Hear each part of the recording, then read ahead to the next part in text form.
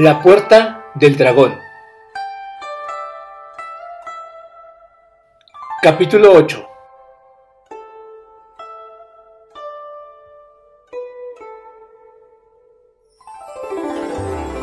Vagando por las 4 direcciones.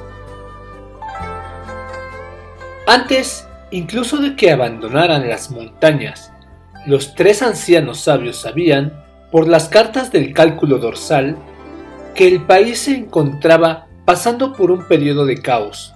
Sin embargo, todavía no podían saber lo caótico que se había vuelto. A lo largo y ancho de China marchaban los guardias rojos llevando en lo alto el pequeño libro rojo. Se producían todo tipo de atrocidades en nombre del gran barrido, sin que uno tuviera en todo el país un lugar en donde poderse esconder. La sociedad estaba cambiando tanto que hasta los espíritus se habían vuelto impotentes. Incluso en las altas montañas y en los valles profundos, los lugares sagrados de los espirituales inmortales que raramente se habían visto hollados por plantas humanas, las escuelas budistas y taoístas que jamás habían buscado conflicto alguno con nadie, los templos y los adoratorios de purificación se veían impotentes para escapar a la destrucción sistemática de las purgas. El mausoleo de Confucio fue deshonrado y se talaron los bosques que lo rodeaban. Guardias rojos de una docena de prefecturas y ciudades se juntaron en una especie de masa destructora que ocupó el monte Wudang, uno de los lugares más sagrados del taoísmo. Varios miles de guardias rojos portando banderas rojas irrumpieron en el templo de Shaolin, lugar en donde se inició el budismo Chan. La montaña sagrada Omei fue asolada. El monasterio de la Nube Blanca en Pekín, uno de los centros taoístas más importantes, quedó arruinado. El precioso templo de las 3 purezas, en el monte Lao, no estaba a salvo. Los 3 ancianos maestros se sentían invadidos por el desasosiego y la intranquilidad. Se daban cuenta de que se aproximaba una gran desgracia y eran conscientes de que tenían que huir rápidamente si querían escapar de ella. La antigua ciudad en la que había vivido Wang Liping también se encontraba en ebullición. Los 3 ancianos taoístas habían vivido en las montañas del oeste, evitando la enfebrecida ciudad. Tratando de pasar desapercibidos, habían procurado mantener en secreto sus extraordinarias habilidades, excepto en aquellas ocasiones en las que los aldeanos del lugar tenían problemas o estaban enfermos y necesitaban ayuda. Los ancianos maestros eran muy eficaces a la hora de curar enfermedades con métodos misteriosos, y se habían ganado por ello la buena voluntad de las gentes. Pero con la revolución que se estaba viviendo y lo impredecible del corazón humano, sus actividades podían colocarlos en la actualidad en una situación delicada y traerles dificultades. Desde el caos producido en los últimos años de las dinastías Qing, los numerosos conflictos causados por los señores de la guerra, la contienda contra Japón y la lucha entre nacionalistas y comunistas, los 3 ancianos maestros habían pasado por muchas cosas y visto demasiado. Pero incluso en épocas revueltas, había habido siempre lugares en calma alejados del clamor del mundo. Siempre habían existido sitios en lo más profundo de los bosques y de las montañas en los que la gente podía ocultarse y seguir trabajando consigo mismos. Cada uno de los 3 ancianos poseía extraordinarios poderes espirituales y aunque no fueran capaces de cambiar el mundo, podían perfectamente cuidar de sí. Pero ahora su viejo nido había sido barrido, e incluso su humilde morada en las afueras de la ciudad no era un lugar seguro. No obstante, la tarea de preparar a un nuevo sucesor no había sido interrumpida hasta ahora a lo largo de 1100 años, y los 3 ancianos tomaban muy en serio su responsabilidad. Los tesoros de conocimiento y la sabiduría tenían que dejarse a la posteridad de manera que el gran camino pudiera extenderse en el futuro. Así pues, los ancianos maestros juzgaron que había llegado el tiempo de ponerse en camino, llevándose con ellos a su discípulo. Por entonces, Wang Liping se encontraba tan angustiado como sus maestros. Desde el mismo inicio de su aprendizaje se le había instruido para recoger todo cuanto sucediese en el curso de su entrenamiento. Tal proceder sería un recurso muy válido para los que vinieran después. La literatura taoísta es tan vasta como el océano. Solo el canon taoísta comprende más de 5.000 rollos, parte de los cuales encierran una serie de principios y métodos prácticos para la higiene y la purificación. Dichos principios y métodos, sin embargo, se encuentran con frecuencia ocultos en un rompecabezas de códigos simbólicos, y es muy difícil poder trabajar con ellos. También existen 3.600 técnicas auxiliares, cada una de las cuales tiene su propia historia, y todas ellas fueron desarrolladas a lo largo de generaciones de experimentaciones prácticas muy exhaustivas. Pero si se estudian solamente estas técnicas menores y se desconoce la forma de llevar a la práctica las más importantes, todo se quedará reducido a un bajo nivel de realización, aunque se trabaje toda la vida. Según la antigua tradición cultural, aquellos que son depositarios de enseñanzas secretas deben guardarlas muy celosamente, reservándolas para sí mismos. De esta forma, son muy pocas las que se difunden. Por esta razón, aunque existen muchas técnicas singulares, son muy pocas las que se han puesto a disposición de la gente. Es este un fallo de la cultura antigua y una razón muy importante por la que la elevada cultura china no ha florecido en el resto del mundo durante mucho tiempo. Aunque la búsqueda de transmisores de la puerta del dragón carece de las limitaciones de consanguinidad que vendrían impuestas si se tratase de una tradición de familia, no cabe duda de que se ve limitada también por el hecho de que los maestros no encuentren muchos discípulos preparados para ocupar el puesto. De manera que son muy pocos los conocedores externos de las enseñanzas de la escuela.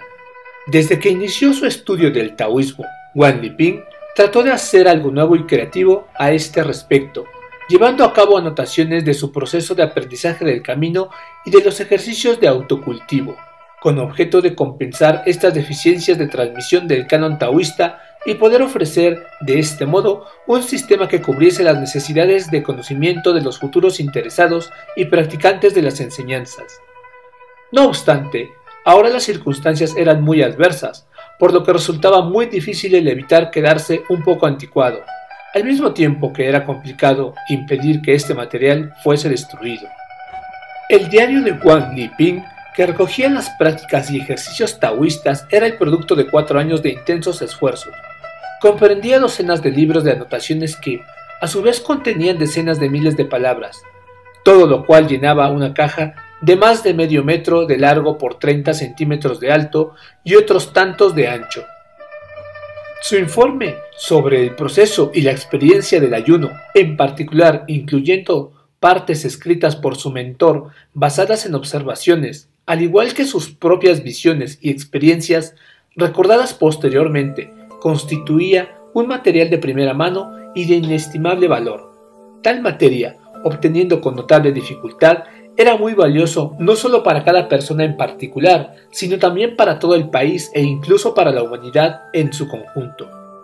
Desgraciadamente, el padre de Wang Liping había sido considerado un tecnócrata reaccionario, por lo que Liping no podía dejar los diarios a salvo en su antigua casa. Lo malo era que no existía ningún otro lugar en donde poder guardarlos. Como era imprescindible que se pusieran en camino, los ancianos sabios empezaron a prepararse para la marcha y aconsejaron a Liping que, dado que resultaba imposible llevar con ellos el diario, quemase todas las notas. Le explicaron que era preciso hacerlo así, para evitar que aquel material pudiera caer en manos inadecuadas. Más tarde, cuando pudieron encontrarse a salvo, ya trataría de reconstituir lo escrito. Tal vez no serían las anotaciones originales, pero podría memorizarlas y ayudar así a la gente que quisiera ampliar su conocimiento y comprensión interior. Así pues, Wang Liping se vio obligado a reducir a cenizas todas sus notas, aunque su corazón se consumiera también en aquellas llamas destructoras. Ahora ya no tenía que cargar con nada, se preparó para emprender la marcha, con los ancianos viajando sin saber hacia dónde.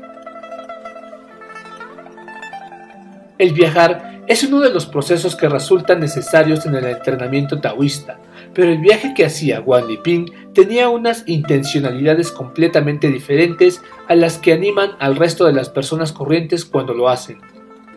El viaje común no es más que un cambio de paisajes y un disfrute de nuevos escenarios. Los escritores y los estetas suelen viajar para aumentar sus experiencias, para apreciar las bellezas de la naturaleza y observar las diferencias de climas y caracteres. De esta manera, cultivan sus sensibilidades y estimulan sus sensaciones. El viaje taoísta, por el contrario, tiene tres objetivos principales: el autodesarrollo, el buscar personajes realizados y la exploración.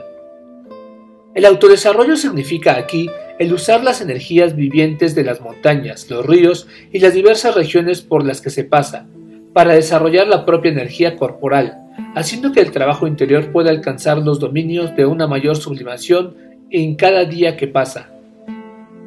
El buscar personas realizadas quiere decir el tratar de encontrar aquellos seres humanos que se encuentran en los dominios esotéricos de montañas y lugares famosos. Explorar significa la búsqueda de las leyes naturales existentes en los diferentes emplazamientos y sus correspondientes situaciones vitales a fin de hallar la forma correcta de supervivencia. Los taoístas no viajan hasta que no han adquirido un cierto grado de desarrollo. Tal hecho muestra claramente la importancia que tiene el viajar en el curso del entrenamiento taoísta. La observación que los taoístas llevaban a cabo del mundo natural es extremadamente minuciosa y detallada. Se ve muy ligada a una clase de filosofía. La doctrina de la unidad de la naturaleza con el hombre, los cambios que se producen en el cielo y la tierra se hallan íntimamente relacionados a los cambios corporales. Solamente la gente que ha adquirido un alto grado de desarrollo puede sentir las sutiles modificaciones del medio exterior dentro de sus propios cuerpos.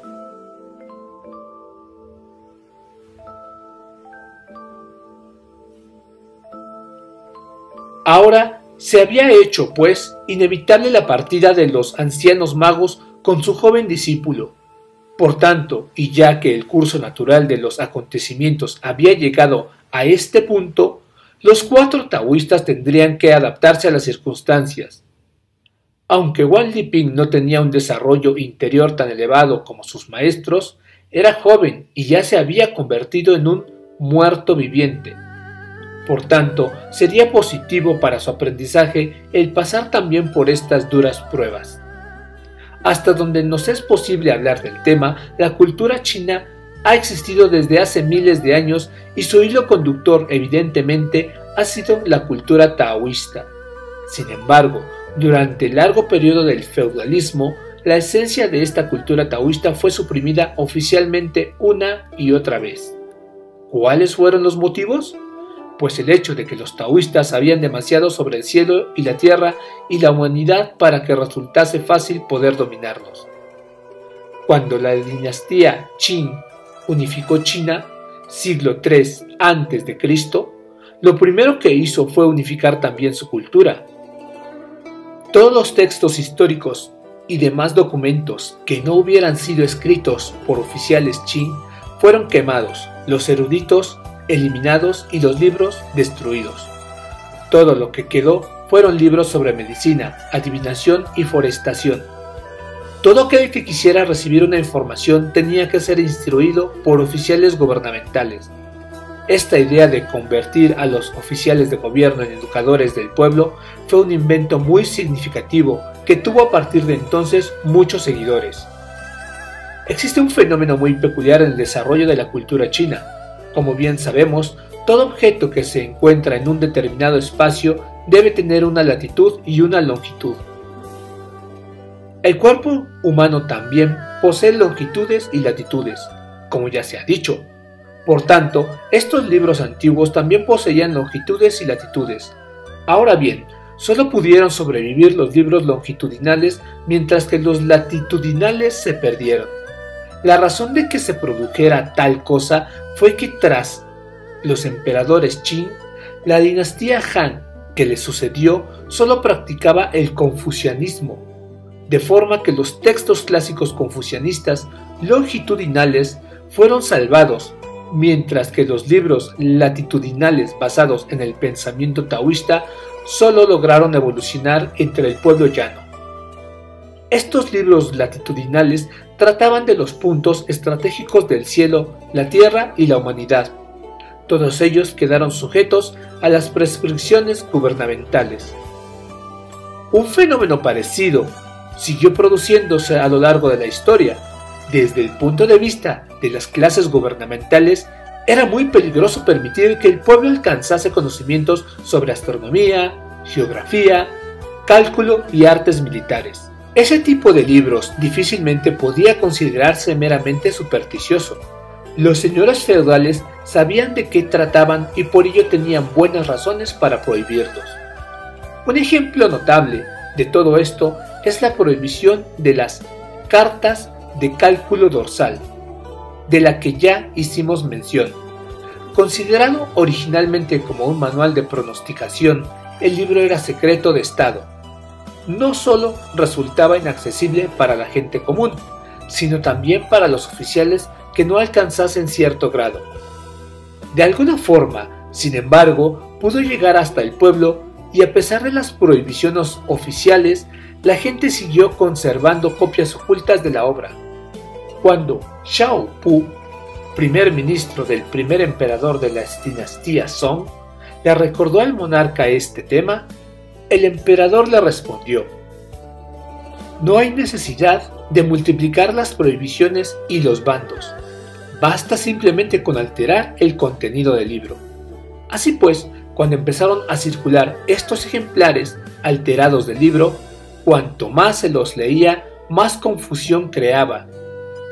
Y aunque todos sabían la importancia de las cartas de cálculo dorsal, eran muy pocos los que lograban descifrar su significado.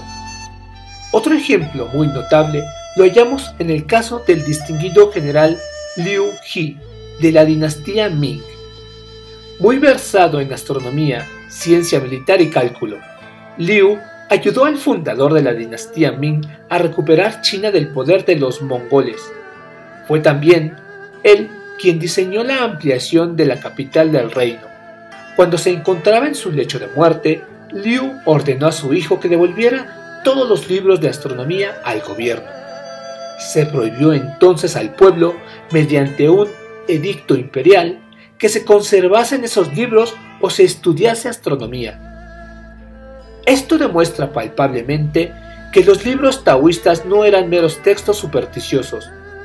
A lo largo del tiempo, los tesoros de la cultura taoísta fueron repetidamente eliminados. Sobrevivieron un número relativamente pequeño de estos libros, transmitidos por distintos linajes de maestros y ocultos en cuevas secretas en lo más profundo de las montañas. Era como un secreto de la familia, en realidad un método de preservar la cultura, que tenía que hacerse de esta manera a falta de otras alternativas más fáciles. Es loable que la esencia de la cultura china haya sido conservada y transmitida de tal forma, pero también resulta lamentable al mismo tiempo que la transmisión y el desarrollo de la cultura china se haya visto constreñida. De esta forma es como llegamos al punto actual de nuestra historia, cuando al final de la década de los años 1960 asoló toda China una inmensa marea de destrucción. Tanto los tres ancianos maestros como su joven discípulo se encontraban dominados por un dolor que no tenía límites. Los cuatro taoístas partieron ya muy tarde, en una noche ventosa y desapacible. Una noche en la que el cielo se hallaba cubierto de negras nubes. Tras presentar sus respetos simbólicos a los adeptos espirituales tanto celestes como terrestres, escondieron las tablillas funerarias de sus ancestros espirituales con el resto de su mensaje. Y en la más profunda oscuridad, abandonaron el lugar, llevando consigo lo más imprescindible para cubrir sus necesidades. El gran maestro, el caminante del infinito, con sus 86 años pero fuerte y ágil de pies, encabezaba la marcha. Le seguían el caminante de la pura serenidad y el caminante de la pura vaciedad, seguidos ambos por Wang Liping. Los cuatro desaparecieron en medio de la oscuridad, deslizándose hacia lo desconocido. maestros y discípulo caminaron sin detenerse, utilizando los métodos taoístas de marcha. Los tres magos caminaban tan deprisa que Guan Liping a duras penas podía seguirlos a pesar de su juventud. Al ver que su discípulo tenía que hacer esfuerzos para respirar, los ancianos se detuvieron y le dijeron que siguiera adelante mientras ellos descansaban. Le dieron instrucciones para que los esperase al cabo de 2 horas bajo un gran árbol que se encontraba en cierto sitio camino abajo. Apenas acababan de decirle esto cuando ya los tres ancianos se encontraban sentados. Calculando que después de todo, tanto el gran maestro como los 2 mentores eran personas de edad avanzada, Guan Liping pensó que bien podía dejarlos descansar un poco, mientras él seguía caminando y los esperaba más adelante. Marchando a buen paso en medio de la oscuridad, Liping bien había podido recorrer en 2 horas unas 10 millas cuando vio en la ladera un gran árbol. Se dirigió recto hacia él y a punto estaba de sentarse para descansar un poco cuando de forma inesperada escuchó una carcajada. ¡Tú, perezoso! Aquí estamos los tres, que llevamos descansando ya un buen rato. De repente, Liping se sintió embarazado y avergonzado. Allí se encontraban los 3 ancianos sabios. Haciéndole tomar asiento a su lado, el caminante de la pura serenidad dijo: para viajar por el país es imperativamente necesario mantener una buena marcha. De otro modo perderás mucho tiempo y energía. Al paso que tú vas, cualquiera quedaría destrozado e imposibilitado para seguir andando después de pasar unas cuantas montañas. Aunque este caminar es un trabajo extremo, es necesario que tengas antes una buena base en el trabajo interior, de forma que puedas utilizar la atención y el pensamiento para elevar tu cuerpo y hacerlo tan ligero como una pluma. Solamente así podrás moverte veloz como el relámpago cuando camines. Añade a esto el trabajo de equilibrio y la circulación natural que ya has aprendido. Entonces podrás caminar 15, 30 y 60 millas descansando solo un rato para relajar tus músculos y piernas, hacer circular tu energía y nutrir tu espíritu. Y de este modo podrás seguir caminando sin sentirte cansado. El caminante de la pura serenidad le enseñó a Liping algunas técnicas concretas que éste empezó a practicar insistentemente durante su viaje, hasta que terminó dominando el arte de caminar. El mentor también enseñó a Guan Liping métodos para determinar situaciones y direcciones. Cuando se trabaja al nivel del vehículo inferior, uno se orienta por la posición de las estrellas y la luna, y establece su situación por las referencias que le suministra el paisaje con montañas, ríos, árboles, casas, etc. Cuando se trabaja a un nivel del vehículo medio, es posible establecer la dirección y la situación, incluso con el corazón de una noche oscura. En medio incluye entonces el trabajo con el ciclo menor del cuerpo mientras se descansa, a fin de localizar la posición de la luna. Después, mediante la apertura del ojo celeste, se puede estudiar el entorno en todas direcciones para determinar la localización. Cuando se llega al nivel del vehículo superior, ya no se necesitan este tipo de ayudas, basta con dejarse llevar por la intuición, que no es otra cosa que el propio espíritu original. A estos 3 niveles del cielo, tierra y humanidad pertenecen todos los fenómenos y todos los seres. La metodología se hace más profunda y sin embargo también más sencilla en su estructura cuanto más se llega. Por esta razón se dice que el camino no es más que simplicidad inafectada. En este caso, el propósito del viaje era el de evitar la desgracia y el caos y encontrar la paz y la seguridad. A lo largo del viaje, y siempre que se prestaba la ocasión, los 3 maestros enseñaban a Liping un ejercicio práctico. A veces, cuando tenían oportunidad de descansar en un sitio tranquilo, los maestros le exponían y recitaban textos clásicos, yendo cada vez más y más profundo, hasta que a Guan Liping le fue posible entender un poco de la teoría taoísta. En una ocasión, cuando los 4 estaban descansando, el pequeño libro rojo de Guan Liping se deslizó en su abrigo y él no lo recogió. Su mentor le dijo: «Es mejor que lo recojas y lo vuelvas a guardar. porque ahora eso constituye nuestro amuleto salvador, nuestro auténtico pasaporte. Li Ping no entendió lo que quería decirle, por lo que su menor continuó. En los 3 reinos inferiores se necesita disponer un talismán protector, porque las personas no pueden controlar su propio destino y no son dueños de sí mismos. Ahora nosotros estamos viajando por estos 3 reinos, por tanto debemos confiar en este objeto, en este pequeño libro rojo, para que nos encubra.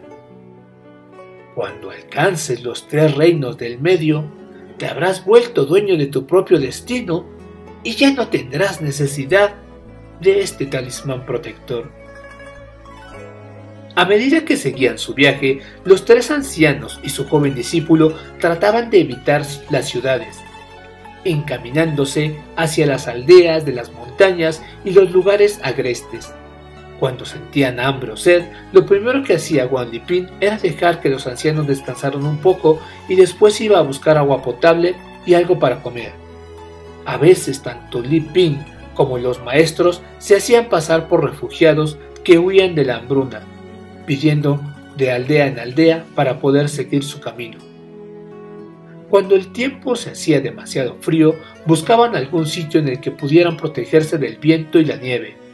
De esta forma, y antes de que se dieran cuenta de ello, habían transcurrido varios meses. Cierto día, al descender de una montaña, los 4 viajeros vieron que se estaba haciendo tarde y que no tardaría en empezar a llover. El gran maestro sugirió que deberían buscar algún sitio cercano para descansar. Al estudiar la zona, descubrieron una pequeña aldea de no más de una docena de casas, acurrucada en la ladera de la montaña. Era un paraje tranquilo y rústico. La mayoría de las casas estaban hechas de mampostería y con tejados de paja. La aldea estaba muy alejada de cualquier centro urbano y de las tropas populares. Los caminos para llegar allí eran muy arriesgados y, sin duda, habían sido muy pocos los miembros del partido que habían logrado llegar hasta aquel punto. Aunque los aldeanos eran miembros de una comuna, seguían viviendo en grandes familias, en las que los ancianos aún gozaban de cierta consolidación. En la aldea había una pequeña explanada en cuyo centro se veía una piedra de molino bajo un gran árbol. Parecía que ese sitio debía constituir el lugar de reunión. Atravesaron, pues, la aldea y los 3 ancianos maestros colocaron sus atillos sobre la piedra de molino y se sentaron a descansar, mientras Wang Liping echaba una mirada a los alrededores. Pronto se fue acercando una multitud de chiquillos. Como eran muy pocos los que llegaban hasta aquel remoto paraje, la llegada de aquellos 4 personajes constituía todo un acontecimiento. Al ver la evidente pobreza de la aldea, los harapos que cubrían a los aldeanos y las miradas hambrientas de los niños, los 3 ancianos taoístas se sintieron conmovidos. Al comprobar que el grupo de chiquillos se hacía cada vez más grande, el caminante del infinito olvidó el cansancio del camino y sugirió al caminante de la pura serenidad que Wang Liping debería hacer alguna cosa para distraer a aquellas pobres gentes. El caminante de la pura serenidad estuvo de acuerdo, y pronto todo el mundo pudo oír el sonido de un destartalado gong. Inmediatamente acudió a la llamada la aldea en pleno, pues era sumamente raro que pudiera tener lugar ningún tipo de diversión por aquellos contornos. Ayudando a los más ancianos y llevando en brazos a los más pequeños, pronto todos rodearon a los 4 forasteros, deseosos de ver qué tipo de espectáculo les iban a ofrecer. El caminante de la pura serenidad saludó a los presentes como suelen hacerlo los charlatanes y comediantes de la legua, manifestando su agradecimiento por la amabilidad de la concurrencia. «Estamos huyendo de la hambruna, y no debéis temer nada de nosotros. Sabemos hacer algunos trucos, y con ellos tratamos de ganarnos un bocado. Hoy os vamos a hacer una demostración, esperando vuestra generosidad».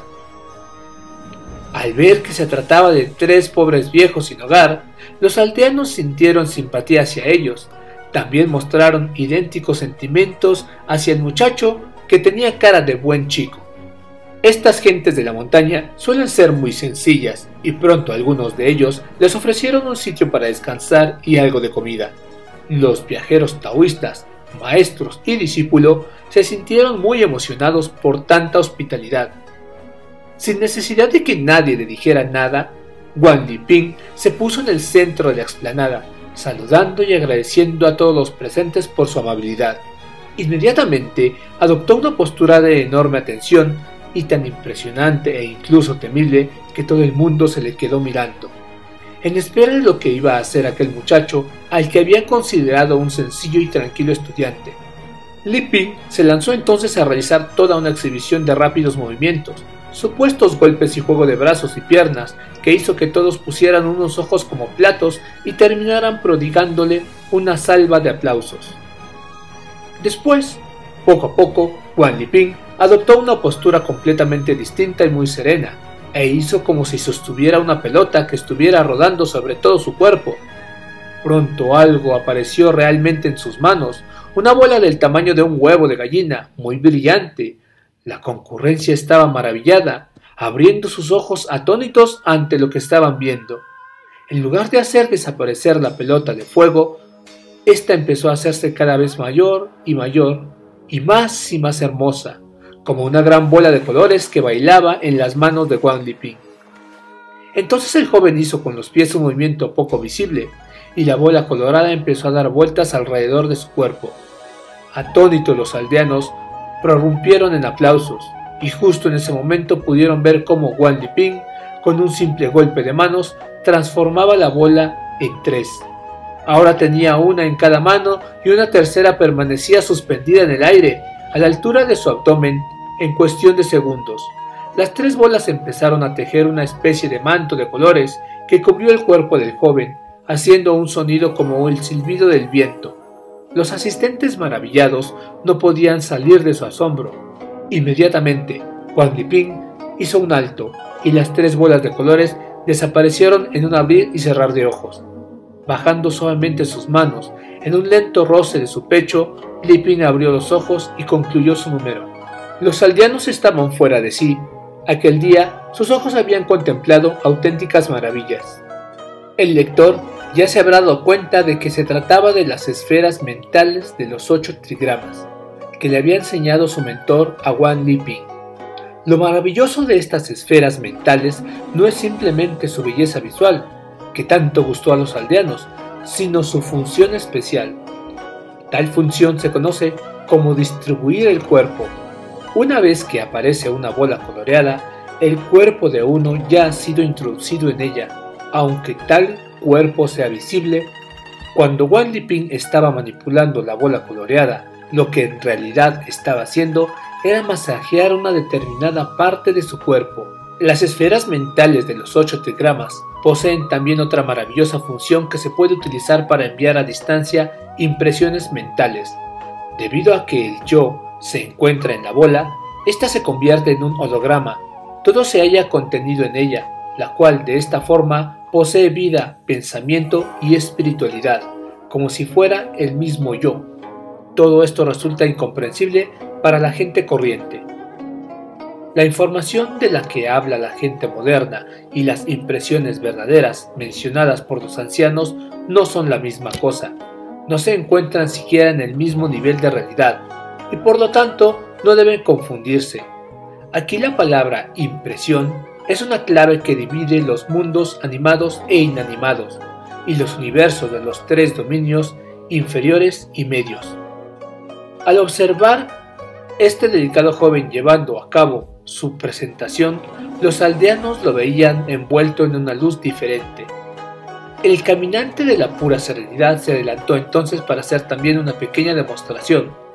Para su sorpresa, los aldeanos pronto pudieron comprobar qué poderosa era la técnica marcial del anciano. Unos muchachos trajeron una gran piedra y le preguntaron si podía romperla. Al comprobar su entusiasmo, el caminante no quiso defraudarlos. Así pues, primero realizó unos cuantos molinetes para combinar adecuadamente la energía de sus órganos internos e inmediatamente abatió su mano con gran fuerza, dando al mismo tiempo un fuerte grito. La piedra saltó en pedazos de forma ruidosa. Los aldeanos estaban estupefactos. Los muchachos que habían traído la piedra examinaron la mano del caminante, comprobando que era totalmente normal, sin que hubiera nada raro en ella. Pero el hecho era que este anciano de 76 años podía hacer polvo una mandíbula de cualquiera. También Wang Liping estaba profundamente impresionado al comprobar el misterioso poder de su mentor. De hecho, él ya conocía lo peligrosas que podían ser las manos del caminante, porque en cierta ocasión le había tumbado durante una sesión de boxeo. Aquella vez, y a pesar del equipo protector que llevaba, el pobre Wang Liping fue lanzado por el aire varios metros, machacándose las costillas, por supuesto. Entonces el gran maestro le había dicho cuánta suerte había tenido el joven al llevar tal protección, pues aquel terrible golpe hubiera podido acabar con la vida de cualquier persona normal. Los jóvenes de la aldea rodearon al caminante de la pura serenidad, pero inmediatamente dejaron paso a un anciano que se acercó a ellos.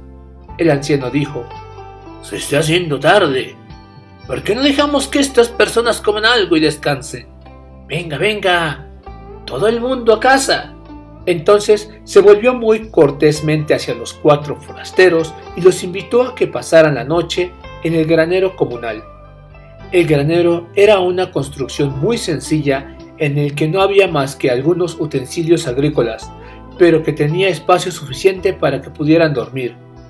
Algunos de los chiquillos que les habían acompañado hasta allí echaron sobre el suelo un poco de heno seco. El jefe de la aldea tomó una lámpara de la pared, la encendió y la colocó sobre una repisa de piedra dentro del cuarto. Entonces todos se sentaron sobre el heno y empezaron a conversar de un sinfín de cosas. Poco tardaron en llegar los demás, uno detrás de otro trayendo presentes de arroz, pasteles y sopa de vegetales, pidiendo disculpas por la sencillez de sus humildes regalos. El más anciano y jefe de la aldea rogó a los forasteros que comieran. Los caminantes no rechazaron la oferta, pues hacía muchos días que no probaban semejantes alimentos. A medida que comía, los ojos del joven Liping enrojecían de placer. Al cabo de un rato, algunas personas les enviaron también otro tipo de regalos, provisiones secas e incluso alguna pequeña moneda. Los 4 taoístas le rogaron que volvieran a llevarse estos obsequios. El jefe de la aldea pidió entonces a todos que volvieran a sus casas y dejaran descansar a los viajeros. De repente, desencadenó una fuerte tormenta eléctrica. Los maestros apagaron la lámpara y se sentaron en meditación antes de irse a dormir. Esto es un claro ejemplo de cómo se desarrollaba la vida en los últimos años de la década de los 60.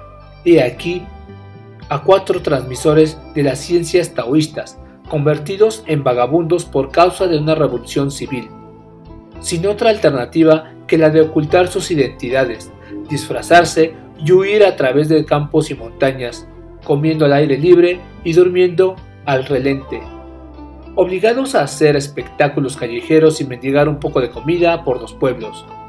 Era una época extremadamente crítica que había seguido a la reconstrucción de la posguerra de los años 50. Mientras muchas otras naciones desarrollaban su economía, su cultura y su gobierno, China caía en una revuelta. Su equilibrio quedaba interrumpido, su creatividad perdida y su salud pública seriamente dañada. Oh China, cuando has conseguido alguna ventaja, pierdes tu oportunidad. Cuando tienes la oportunidad, pierdes tu armonía. ¿Cómo podrías actuar para no quedarte rezagada? ¿Cómo para no ser dañada ni pobre? Oh China, posees una gran sabiduría, una sabiduría que asombra a los pueblos de Occidente, pero también tienes una gran locura, una locura que hace reír a los occidentales. Una famosa figura de Occidente dijo en cierta ocasión que lo que él más temía era el despertar de ese gigante dormido del este. Ahora parece como si ese gigante hubiese despertado, pero que todavía siguiese aturdido, empeñado torpemente en un conflicto interno de autodestrucción. Cuando finalmente se reponga, se quedará a la cola de los demás. Estúpido gigante, cuida tus heridas y trata de salir de tu atraso. ¡Qué tragedia para tu pueblo! Este fruto amargo era algo que todos tenían que morder. La lluvia todavía siguió un buen rato, Los maestros taoístas y su discípulo durmieron unas cuantas horas y se levantaron muy temprano para hacer su meditación. Mientras terminaban sus ejercicios internos, el cielo empezó a despejarse. Los cuatro salieron afuera para hacer sus ejercicios externos, disfrutando de la frescura excepcional del aire de la montaña. Vieron entonces al jefe de la aldea que venía a su encuentro. El caminante del infinito se apresuró a saludarlo y ambos intercambiaron cortesías. El caminante dijo: «Os hemos causado un sinfín de molestias al venir aquí, pero vosotros nos habéis tratado tan amablemente que no sabemos cómo agradecérselo». «No pienses en ello, hermano», dijo el anciano jefe. «Cuando uno sale de casa en estos días, no hace más que encontrar desgracias y miseria por todas partes. Aquí en este rincón perdido en las montañas, carecemos de comodidades para nuestros huéspedes. Siento que no os hayamos podido tratar adecuadamente. Durante toda la noche he estado preocupado, pensando si el techo de este granero no tendría demasiadas goteras». El caminante del infinito lo tranquilizó diciéndole que el techo había aguantado bien y que habían pasado una buena noche. El anciano se quedó tranquilo al verlo cómo observaba con preocupación el aspecto del cielo, todavía muy nuboso. El caminante le expresó lo que estaba pensando. «¿Cuál es el problema?», le preguntó, aunque ya sabía cuál era este. El anciano suspiró y tras un silencio explicó: «Aquí en las montañas disponemos de muy poca tierra cultivable. Aunque todos dependemos de la naturaleza para subsistir, ahora el trigo se encuentra en sazón y listo para ser cosechado, pero el tiempo sigue siendo malo y no sabemos qué hacer». «No permitas que tal cosa te preocupe, respetado hermano más joven», dijo entonces el caminante del infinito. «Por favor, ve y dile a todos que preparen sus hoces y se dispongan para la cosecha». El anciano jefe pudo deducir por el tono de su voz que el caminante estaba hablando en serio. Al observar el rostro de los demás maestros, comprendió que todos estaban de acuerdo y por tanto salió para hacer lo que le habían dicho. El caminante del infinito pidió a sus compañeros y a su discípulo que todos juntos se dirigieran a un lugar retirado, a las afueras del pueblo, justo para llevar a cabo una técnica especial. Mientras tres de ellos se situaban a lo alto de un montículo, el caminante de la pura serenidad le explicó a Wang Liping: «Fíjate cómo esas nubes vienen cargadas de lluvia y tormenta. Cuando se practica la técnica para detener la lluvia, es muy fácil ser alcanzado por un rayo, por lo que en primer lugar hay que detener los relámpagos. La energía de estos se halla en la categoría del fuego, que corresponde al corazón en el cuerpo humano. De manera que la forma de evitar los relámpagos es cerrar el corazón en el momento en que se produce el chispazo, para cortar cualquier conexión entre el relámpago y el corazón. La energía del relámpago es enorme, pero la energía ígnea de tu corazón es todavía mayor. Se recita entonces en silencio esta determinada fórmula y la energía eléctrica del relámpago queda detenida. En ese momento te conviertes en el amo del cielo y de la tierra. Eres el que los gobierna. Los otros son tus ministros y deben obedecerte». Tras haber hablado, el caminante de la pura serenidad hizo un gesto con la mano. Inmediatamente tembló todo su cuerpo y una serie de sonidos muy peculiares salieron de su boca. En ese momento se produjo el chispazo de un relámpago seguido por el distante retumbar del trueno. El caminante colocó sus manos en la dirección del relámpago, dando como un golpe suave. Entonces las nubes empezaron a separarse en el cielo, abriendo un claro de pálida luz. El caminante de la pura serenidad le dijo a Wang Liping que activase su energía interior, a fin de dirigir el universo exterior por medio de su universo interno, permitiendo que éste quedara completamente abierto y la energía mental pudiera alcanzar las nubes. Entonces debería utilizar las manos para golpear el punto en que éstas se encontraban con las nubes. Poco a poco las nubes se fueron evaporando y el claro que se había abierto en el cielo fue haciéndose poco a poco más grande. El caminante de la pura vacuidad también alzó las manos formando un triángulo con las espaldas de los otros tres, cuyas manos se alzaban hacia el cielo. Las nubes empezaron a diseminarse, como un rebaño de ovejas que se dispersa en todas direcciones. El claro en el cielo se hizo todavía más grande y cada vez más brillante. Al cabo de un rato, la masa de nubarrones oscuros se alejó hacia el horizonte. El centro del cielo se tornó brillante, con un inusual tono azul sumamente bello. Cuando finalmente desaparecieron todas las nubes, el sol volvió a aparecer por el este, iluminando las montañas con un extraordinario esplendor. Los 4 taoístas se dejaron bañar en esta luminosidad, mientras sus espíritus se mantenían en un estado de suma atención. Con media hora de trabajo habían logrado transformar un cielo amenazador y oscuro en un mundo brillante y nuevo. Por lo que se refiere a Wang Liping, que se encontraba sumamente feliz, había aprendido aquel día algo. A su regreso a la aldea, su mentor, el caminante de la pura serenidad, le dijo que no era tan difícil detener la lluvia, pero que producirla cuando no hay en un cielo una sola nube requiere un desarrollo interior mucho mayor.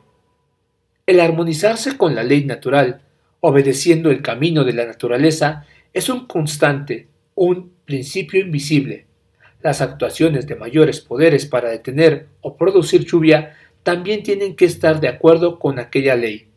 Solamente cuando se trata de ayudar a la gente es posible llevar a cabo tales acciones.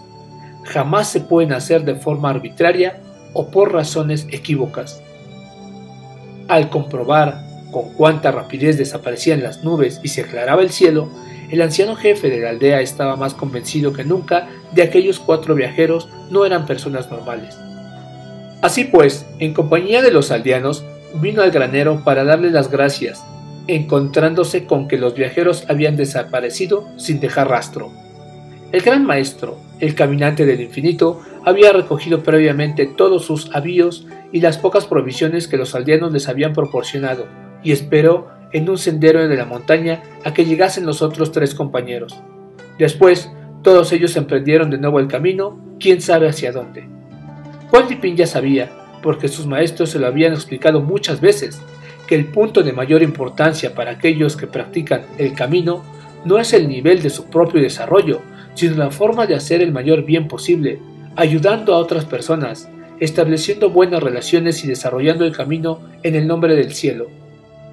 Esto significa que el cuidado de la naturaleza esencial es lo más importante que el cuidado de la vida. El hacer buenas obras sin esperar recompensa alguna en un medio de ser virtuoso. Cuando la virtud es elevada, los logros también son mayores.